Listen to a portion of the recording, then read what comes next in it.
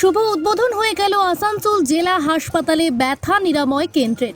শুক্রবার আনুষ্ঠানিকভাবে এই কেন্দ্রটি উদ্বোধন করেন এই প্যান ম্যানেজমেন্ট ইউনিট তথা ব্যথা নিরাময় কেন্দ্রটি। অনুষ্ঠানে উপস্থিত ছিলেন জেলা হাসপাতালের সুপার ডাক্তার নিখিল চন্দ্র দাস সহ আরও অনেকে। আজকে 14 ফেব্রুয়ারি 2025 আসানসোল ডিস্ট্রিক্ট হাসপাতাল এবং সুপার স্পেশালিটি হসপিটাল, আমাদের সুপার হসপিটাল বিল্ডিং এর একতলাতে আজকে আমাদের এই পেন ম্যানেজমেন্ট ইউনিট আমরা উদ্বোধন করলাম। এটা আমাদের অনেকদিন ধরে উদ্বোধন করার একটা ইচ্ছে ছিল, একটা পেন ক্লিনিক করার জন্য। তার জন্য আমাদের এখানে বিভিন্ন ধরনের ডাক্তারবাবু, অন্যান্য কর্মচারী, তাদের ট্রেনিং হয়েছে। আজকে সেই উদ্বোধনটা আমরা করলাম, কেননা এখনকার দিনে পেন ম্যানেজমেন্ট ইউনিট একটা থাকাটা খুব জরুরি। আপনারা জানেন আসানসোল হাসপাতাল যা ছিল তার থেকে অনেক বেড়েছে। আমরা এখানে ক্যান্সার ইউনিটও তৈরি করেছি। আমাদের এখানে সার্জারি পেশেন্ট, মেডিসিনের পেশেন্ট বিভিন্ন ধরনের ভর্তি থাকে আর কি। তো কিছু কিছু পেশেন্ট এমন থাকে যারা ক্রনিক পেন নিয়ে থাকে আর কি, তাদেরকে আমরা আগে সেইভাবে ম্যানেজমেন্ট দিতে পারতাম না। তো এইখানে আমরা একটা ইউনিট হিসাবে কাজ করব। আমাদের সঙ্গে সাইকিয়াট্রিস্ট আছে, ফিজিশিয়ান আছে, অর্থোপেডিক্স আছে, সার্জন আছে, সঙ্গে সঙ্গে অঙ্কোলজিস্ট আছে, এবং সঙ্গে সঙ্গে আমাদের একটা সৌভাগ্যের ব্যাপার যে আমাদের এখানে একজন ফিজিক্যাল মেডিসিনের ডাক্তারবাবুকে পোস্টিং করা হয়েছে। উনি খুব শীঘ্রই জয়েন করবেন।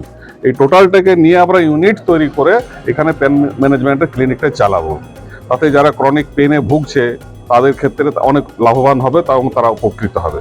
এই পুরো টেকনিক্যাল বিষয়টা আমার থেকে যিনি এর কর্ণধার আর কি, ট্রেনিং নিয়ে এসেছেন এবং এটাকে গুটিয়েছেন আর কি পুরো ব্যাপারটাকে, সে আমাদের কৌশিক পাল সাইকিয়াট্রিস্ট আছেন। উনি বিষয়টা কি এই বিষয়ে আরো ভালো বলতে পারবেন উনি।